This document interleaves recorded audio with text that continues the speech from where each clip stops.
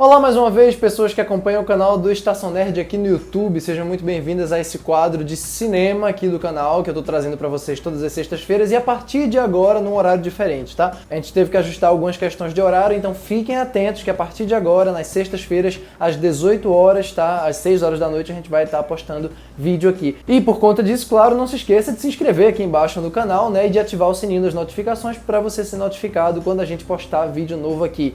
Também não se esqueça de deixar um like aqui embaixo porque isso ajuda muito o canal a crescer. E sigam também o meu canal Sessão Restrita e a minha conta do Letterboxd, em que eu estou sempre comentando filmes todas as semanas. Os links estão aqui embaixo na descrição.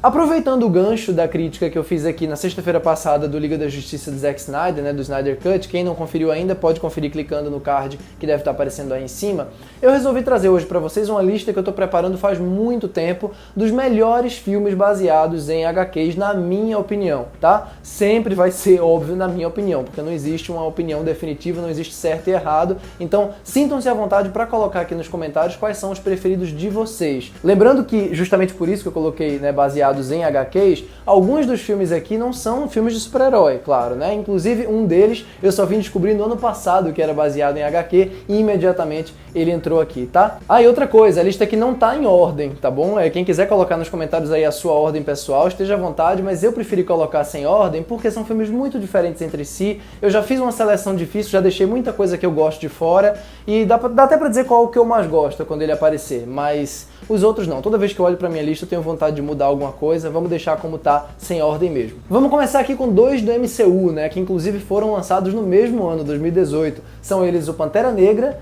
e o Vingadores Guerra Infinita, justificando o porquê do Pantera Negra, né, que foi dirigido pelo Ryan Coogler e se tornou um dos grandes fenômenos da história do gênero, né, inclusive o primeiro filme de super-herói a ser indicado ao Oscar de melhor filme. Na minha opinião, com justiça. O Pantera Negra é muito superior, por exemplo, ao Green Book, que venceu naquele ano. É muito mais relevante, tanto para a cultura de modo geral, como para o cinema, socialmente, enfim, em todos os sentidos. É um filme muito bacana, principalmente porque ele é completamente autônomo, né? Ele se encaixa bem no universo de modo geral, mas ele tem um tom épico muito particular, ele não depende do seu pré-conhecimento dos outros filmes e nem exige imediatamente uma continuação. Ele se fecha muito bem, tem uma marca de autor que é raro a gente encontrar dentro da Marvel, né? Essa visão do diretor, que geralmente na Marvel é mais pasteurizada, e aqui não. Aqui realmente é um filme que tem firmeza, que tem pulso e que funciona muito bem em praticamente todos os seus aspectos, entre outros por conta, claro, do Chadwick Boseman, que a gente muito tristemente perdeu no ano passado. E no caso do Vingadores Guerra Infinita, dos irmãos Russo, apesar dele não ter a mesma independência, nem de longe, né, do Pantera Negra, ele tem uma coisa que eu gosto muito, que é um senso de urgência, né, desde o início, desde a primeira cena, aquela cena muito, muito bacana, né, aquela surra que o Thanos dá no Hulk. É uma surra que não parece uma coisa só de piada, né? Não parece uma coisa só pra brincar. Você sente um peso na coisa, você sente uma ameaça logo naquela primeira cena e é uma ameaça que vai durar durante o filme inteiro, né? Ele tem personagens muito bem construídos, principalmente o vilão, ele consegue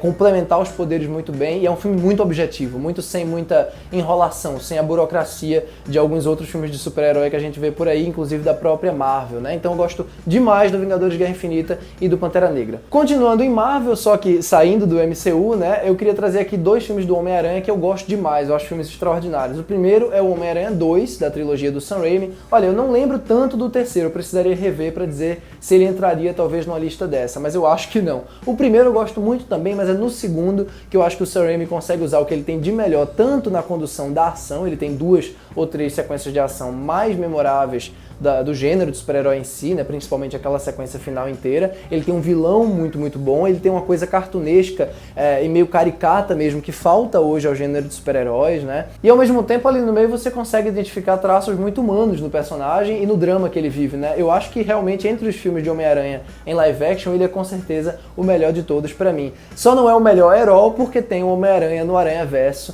que é pra mim a grande revelação do gênero de super-herói da última década. Eu fiquei apaixonado pelo Homem-Aranha no Aranhaverso. É uma coisa deliciosa o filme. Primeiro pela maneira como ele trata o visual, né? Ele usa a estética de quadrinho de maneira totalmente diferente do que se fez até hoje. Ele assume totalmente a linguagem de quadrinho, né? Literalmente, eu acho que isso acaba funcionando muito bem. Ele consegue evocar com muita inteligência vários elementos ali da cultura pop, né? E ao mesmo tempo também, assim como no filme do Sam Raimi, ele tem um drama muito humano, muito tocante. Aquela cena dele sentado na cadeira, né, amarrado, com o pai falando na porta, é uma das cenas mais bonitas favoritas do gênero, na minha opinião, até hoje. Então, sou fã desses dois filmes de Homem-Aranha. Já entrando num território mais subversivo, né, mais violento, olha, eu gosto demais do Kick-Ass do Matthew Vaughn. Eu gosto muito, muito mesmo. Eu sei que muita gente gosta mais do Kingsman, que o Matthew Vaughn fez alguns anos depois, que também é baseado em graphic novel, né? Mas honestamente eu acho que o Kick-Ass é uma coisa muito única e tá acima pra mim, porque é um filme que consegue ser muito humano, o drama dele é muito humano, a história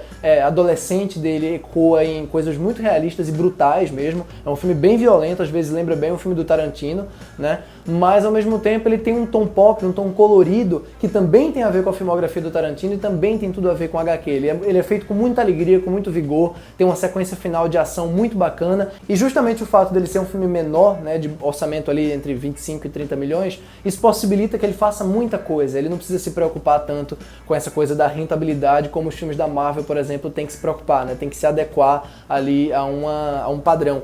A mesma coisa pode ser dita do próximo filme, que é o Deadpool, do Tim Miller, o primeiro Deadpool. Olha, eu adoro o segundo também, tá? Mas o primeiro tem aquela coisa revigorante, aquela coisa que você não estava esperando aquele tipo de coisa àquela altura do campeonato, né? No momento em que o gênero de super-herói estava num auge, e aí chega um filme ultra violento que joga tudo no lixo, que joga todas as regras no lixo, e sempre que parece que a coisa vai ficar mais séria, você escorrega ali na casca de banana junto com o filme, e ainda assim ele consegue lhe enganar, ainda assim ele consegue lhe envolver emocionalmente, que é uma coisa muito difícil de fazer. Você envolver, engajar a plateia no drama de um personagem com o qual, e isso o segundo também faz muito bem, com um personagem que você sabe que tá zoando com tudo aquilo ali, né? Que sabe, inclusive, que tá dentro de um filme. E daí vem aquele que é considerado por muita gente o melhor filme de super-herói de todos os tempos, né? Um dos melhores filmes baseados em HQs da história do cinema, e que eu considero, sim, um dos melhores, com certeza, que é o Batman, o Cavaleiro das Trevas, o segundo da trilogia do Nolan, né? Que é, com certeza, o melhor dos três da trilogia, apesar de eu achar bons também o primeiro e o terceiro.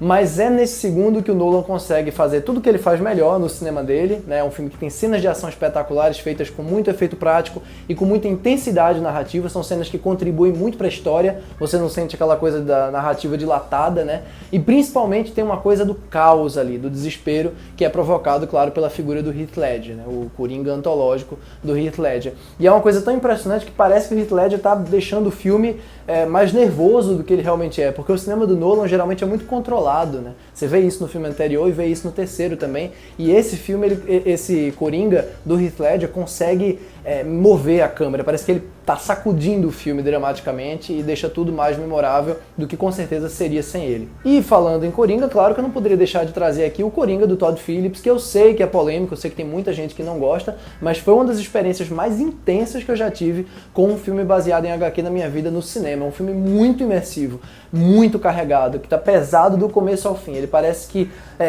quanto mais engraçado ele fica, você vai ficando mais nervoso. É um humor muito nervoso, engraçado no sentido mais perverso da palavra, né? Porque ele é tudo menos leve, tudo menos divertido, acho que essa não é a palavra mesmo, né? Uma interpretação extraordinária do Joaquin Phoenix, o segundo Coringa a ganhar o Oscar, né? Já que o Heath Ledger ganhou o prêmio póstumo. É um trabalho arrebatador, a trilha da Hildo, lá, a compositora, é brilhante. Enfim, eu adoro o filme, adoro mesmo o Coringa, mesmo sabendo e entendendo o porquê da polêmica que ele provocou. Muito diferente do Coringa, mas tão violento quanto ele, né, tão adulto quanto ele, você tem também o Logan, né, que foi de 2017, dirigido pelo James Mangold, que pra mim é disparado o melhor de todos os filmes dos X-Men até hoje, né? Um filme muito carregado também, um filme que tem um senso de desolação que é provocado principalmente pela fotografia, pela aridez dos espaços. É um filme que consegue ser urgente e ao mesmo tempo muito melancólico, né? Muito sutil, cheio de momentos ternos. Ele perde um pouquinho a força comigo quando a pirralhinha lá começa a falar. Mas até aí, e mesmo depois, eu acho que o filme é todo muito bacana de ver. Eu lembro de ter visto 2 vezes no cinema e foram 2 baitas experiências que eu tive. E apesar de eu adorar todos esses, eu vou concluir aqui com o que é o meu preferido dessa lista, que é o Marcas da Violência, do David Cronenberg, baseado em quadrinhos da DC, tá? E é um filme muito realista, que muita gente nem sabe, inclusive, que é baseado em quadrinho, né? Como eu comentei no começo do vídeo. E ele tem uma história muito tranquila, parece aquela coisa, né, bem ruralista do cara ali vivendo com a esposa, o Viggo Mortensen e a Maria Bello tentando ter um dia tranquilo, ele é dono de uma cafeteria, e daí uma cena muito violenta acontece e o filme se apresenta pra você. Ele tem 3 ou 4 momentos ultra violentos, é pra 18 anos, tá? O filme é bem forte mesmo, como são muitos filmes do Cronenberg, mas ao mesmo tempo ele é bem sutil, bem contido, com momentos bem, calmos, que você nunca imagina que vai vir aquela violência no meio daquela situação. Então, pra quem não conhecia, fica a dica do Marcas da Violência e de toda a filmografia do Cronenberg, que eu acho sensacional. E foi isso, gente. Eu espero que vocês tenham curtido o vídeo. Mais uma vez, não se esqueçam de colocar aqui embaixo a lista de vocês. Quais são os filmes baseados em história em quadrinhos que vocês mais gostam, tá? Pode ser em ordem, pode ser sem ordem, pode ser 10 filmes, pode ser 20, o que vocês quiserem. Estejam livres para comentar aqui embaixo. Até a próxima sexta-feira. Um abraço para todos. Tchau, tchau.